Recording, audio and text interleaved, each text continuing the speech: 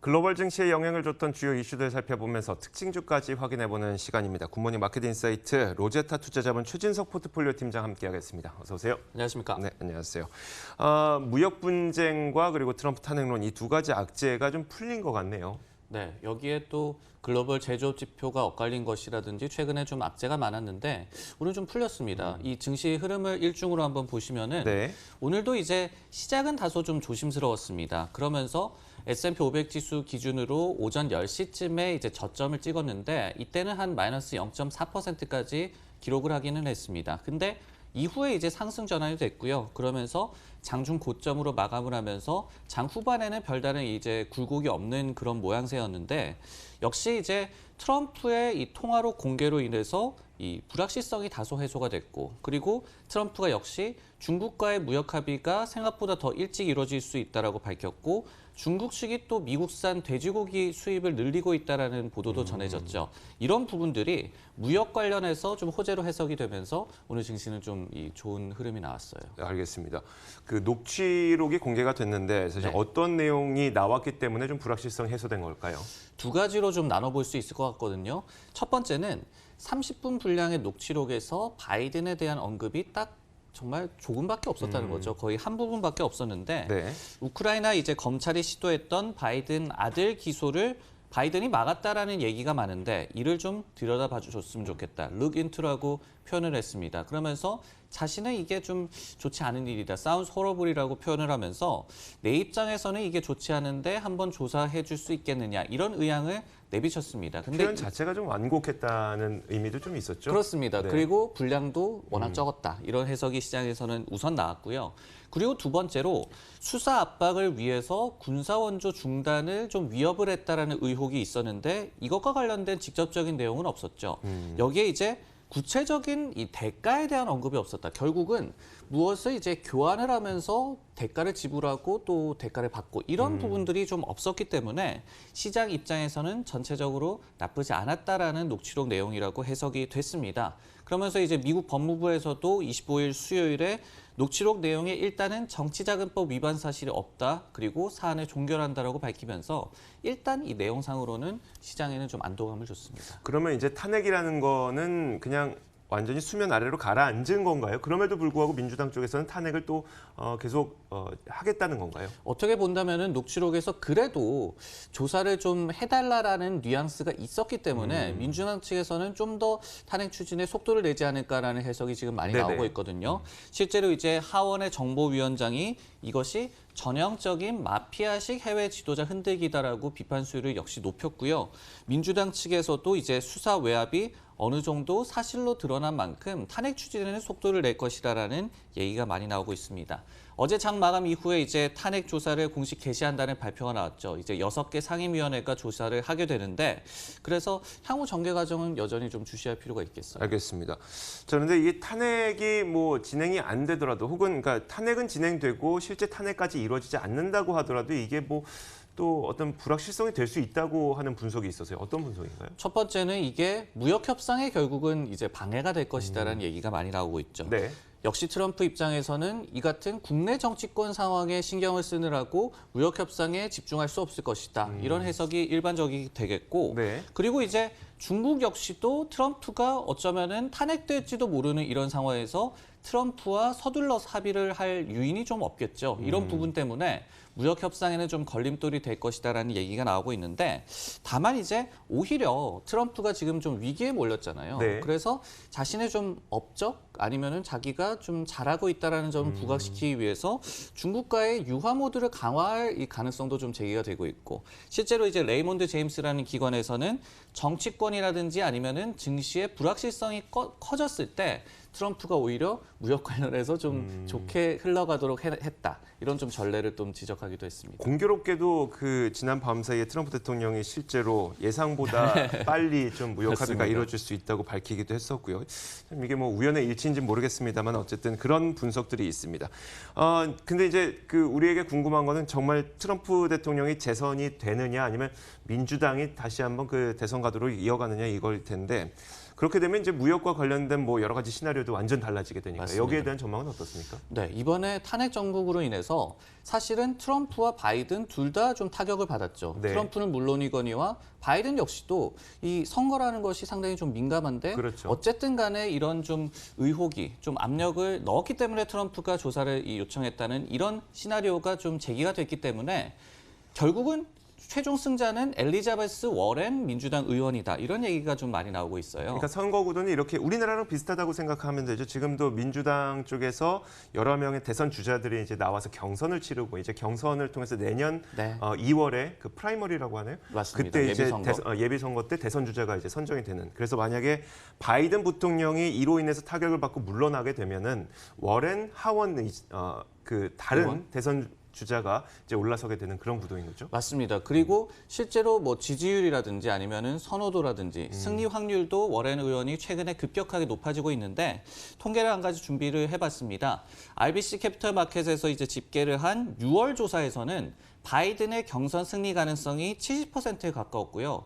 워렌 의원 같은 경우는 10%도 되지 않았습니다. 근데 최근에 9월에 다시 조사를 해봤더니 바이든이 53%로 여전히 높기는 하지만 워렌 의원도 이제 경선 승리 가능성이 39%로 늘어났거든요.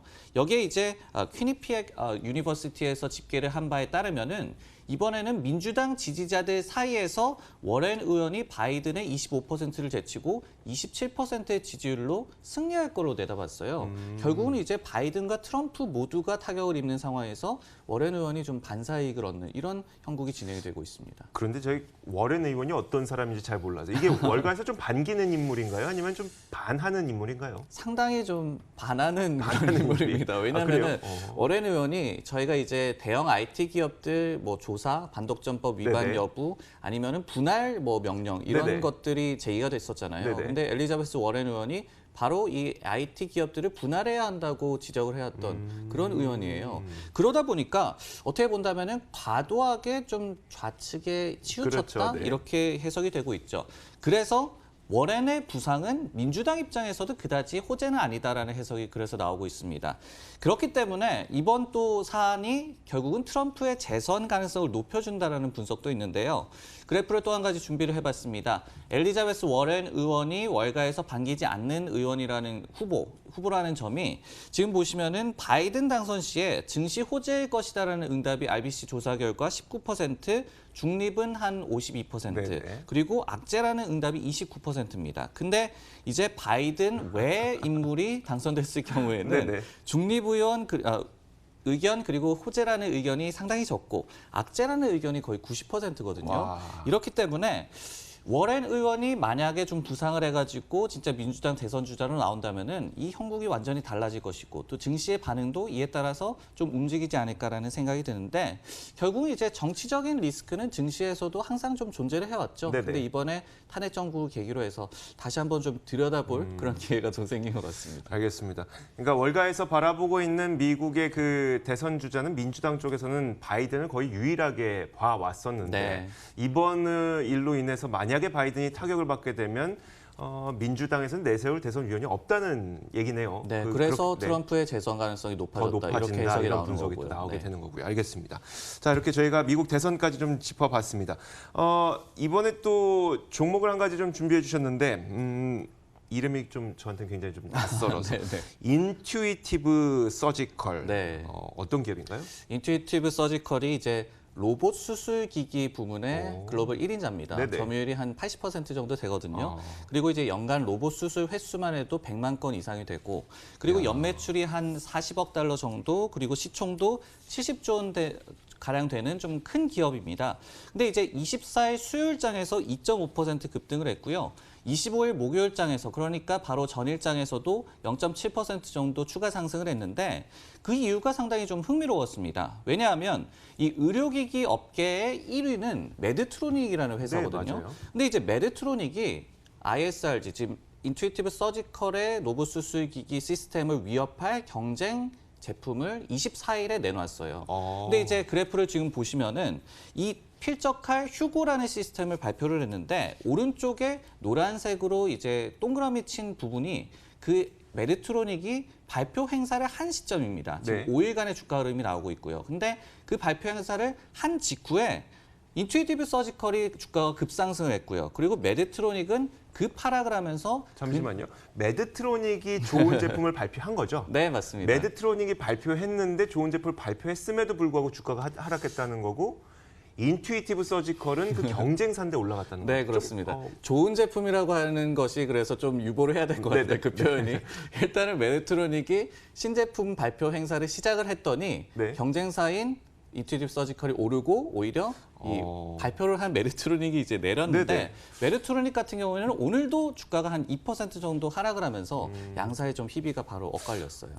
그래요. 좋은 제품이라는 뭐 평가를 뒤로 하고 신제품을 내놨는데 네네. 신제품을 내놨습니다만 이게 오히려 경쟁사가 더 주가가 오르게 되는 이유는 무슨 일이 있었던 건가요? 맞습니다. 인투이티브 서지컬이 1인자인데 메디트로닉이 거기에 이 의료기기 업계 1위라는 그런 이 기반을 앞세워서 네네. 경쟁에 뛰어든 건데 네. 이 경쟁이 사실은 별 볼 일 없었다 이렇게 해석이 나올 수가 있겠죠.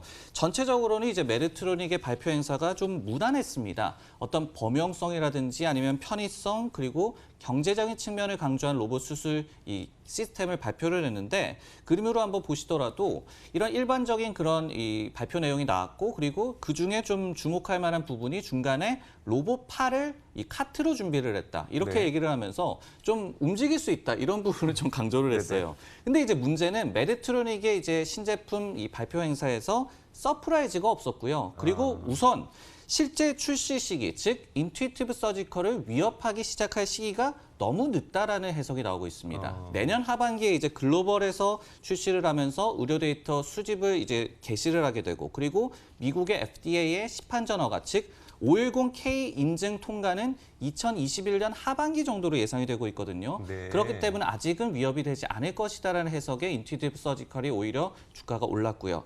두 번째로 메디트로닉 실적에 미칠 영향도 좀 미미할 것으로 자체적으로 예상이 됐고 마지막으로 메디트로닉이 지금 전 세계 이 수술의 2%만 로봇의 도움을 받고 있다라고 네네. 발표 내용을 밝혔거든요. 근데 이 부분이 인투이티브 서지컬에 오히려 이익이 됐어요. 왜냐하면은 그만큼 지금 성장성이 시장에서 높다라고 또 내용을 발표해준 격이라 가지고 이런 여러 가지 이유로 결국은 메디트로닉은 주가가 하락하고 인투이티브 서지컬은 올랐습니다. 글로벌 IB들의 반응도 혹시 비슷한가요? 마침 이제 파이퍼 제프리라는 기관에서 이제 메디트로닉의 발표 행사 이후에 이제 인투이티브 서지컬의 오버행, 즉 주가 눌림이 해소가 됐다라고 지적을 했습니다. 네. 그러면서 이제 역시 미국 출시까지는 이제 메디트로닉의 신제품이 최소 2년 정도 걸릴 것이다라는 점을 들면서 인투이티브 서지컬이 로봇 수술 이 업계에서 리더 포지션을 유지할 것으로 예상을 했고요. 비중 확대 의견을 유지를 했고 그리고 목표 주가는 현재 대비해서 한 15% 업사이드를 점친 633달러를 제시를 했습니다.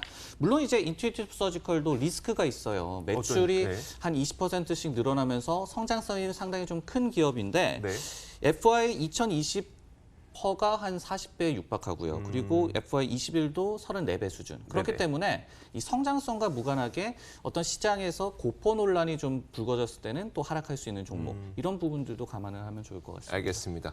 자, 오늘 메드트로닉과 그리고 인투이티브 서지컬 두 가지 종목을 둘 다 함께 공부해 볼 수 있는 시간이었네요. 자, 지금까지 로제스타 투자자문 최진석 포트폴리오 팀장 함께했습니다. 고맙습니다. 네, 감사합니다.